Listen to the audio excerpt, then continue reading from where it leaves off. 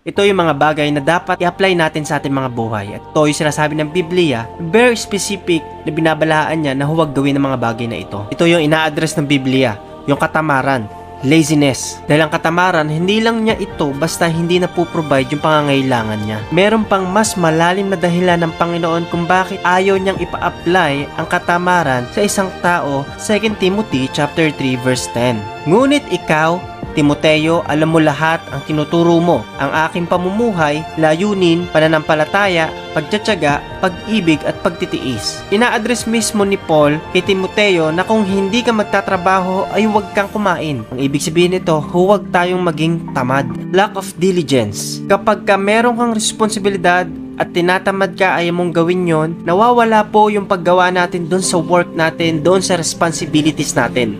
Pakinggan mo ako maigi kapatid. Man should not be lazy. Hindi dapat maging tamad ang isang lalaki. The Bible rebuked laziness. Faith demonstrated through action. Tatandaan mo to kapatid. Nire-rebuke ng Biblia ang katamaran dahil ang pananampalataya ipinapakita sa ating mga gawa. This is faith. Live out in everyday actions, charity, stewardships, works. Ito dapat ang maging buhay ng isang Kristiyano. Produktibo, may layunin at pinaparangalan ng Panginoon. Purpose, productive, and honoring God. Ang totoo nito, merong ine-expect ang Panginoon sa mga nananampalataya sa Kanya. God has an expectation for Christians. Ano yon? To provide, mag-work, maglaan.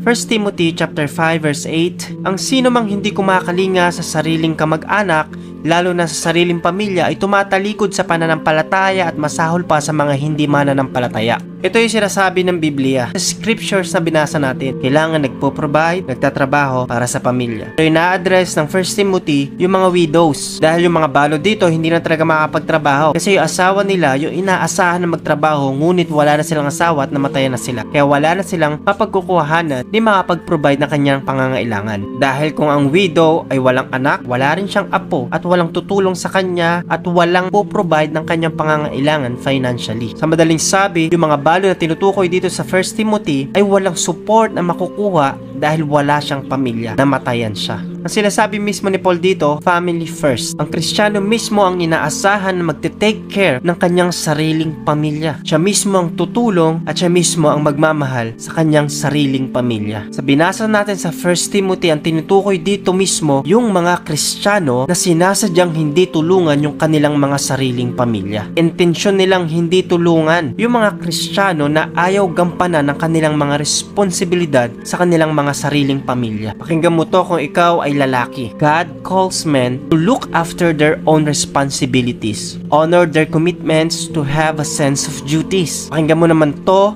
kung ikaw ay merong asawang lalaki. Kung meron kang asawang umaalis para mag-work at umuuwing hinaharap ang mga bayarin, thank God for him. As a Christian, he is not a lazy man. Alam mo, sa totoo lang kapatid, napakadaling i-judge at condemn sa panahon natin yung mga nakikita nating nagnanakaw, mga nangangalunya, mga adulterer. Pero hindi ina-address at hindi madalas pag-usapan yung kasalanan ng katamaran. Marami kang pwedeng ikondena na nakikita mo ngayon, mga taong drunker, mga taong magnanakaw, fornicators, pero hindi madalas makita yung katamaran. Nakakarinig ka ba ng sermon, ng palagian about sa katamaran? At alam mo, bilang isang lalaki, hindi applicable sa atin ang katamaran. Bible is not tolerating slothfulness. John chapter 9 verse 4, hindi ba't nagtatrabaho ang tao sa araw dahil hindi na siya makakapagtrabaho sa gabi? Kaya dapat gawin na natin ang mga ipinapagawa ng Diyos na nagpadala sa akin habang magagawa pa natin. Sapagkat darating ang araw na hindi natin magagawa ang ipinapagawa niya. Alam mo, kahit si Jesus Christ, nung siya ay nagkatawang tao dito sa mundo, hindi niya tinotolerate ang katamaran. Bagkos, ginagawa niya yung duty niya habang nandito siya sa lupa. Luke chapter 2 verse 49, sumagot si Jesus, bakit po niyo ako hinahanap? Hindi ba niyo alam na dapat ay narito ako sa bahay ng aking ama?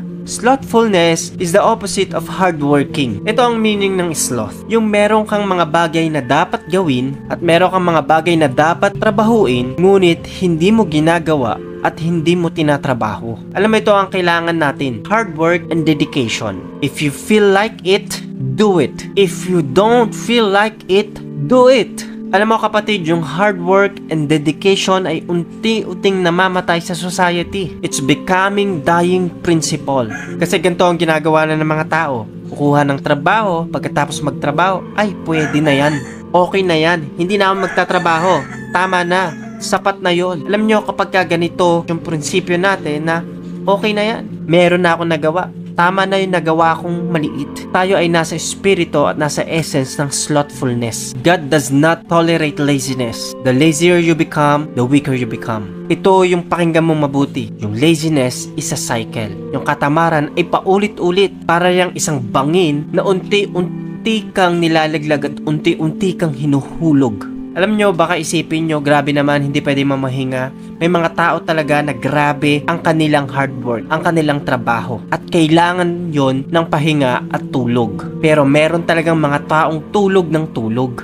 Yung pagkatulog nila ng tulog, wala na sa relax at wala na sa resting. Ito, tatandaan mo, ginagawa ang relaxing at resting sa mga taong hardworking. Hindi yan ginagawa ng mga taong tamad. Too much sleeping makes you weak. Too much sleeping caused by laziness. Tama ba? Ang madalas na pagkatulog ay nagbubunga ng pagiging mahina. At ang madalas na pagkatulog ay nagbubunga ng katamaran. Kawikaan chapter 24 verse 33 hanggang 34, sa kaunting pahinga, kaunting pagtulog at paghalukip-kip mo, taong tamad, ay biglang darating sa iyo ang kahirapan na para kang ninakawan ng armadong tulisan. Ito yung dapat mong pakinggan sa mga taong gusto ay shortcut at walang prosesong gustong magampanan sa buhay. Lalo na sa mga taong tamad. Lazy man is this, neglecting his duty, responsibilities. Lahat tayo need ng sleep, need ng slumber. Sleep was created by God, but God did not create sleep to neglect our duty and responsibilities. Tandaan mo ito, huwag kang maging tamad. Ituring mo ang katamaran na sakit na malubha. Look for your family, provide for your children,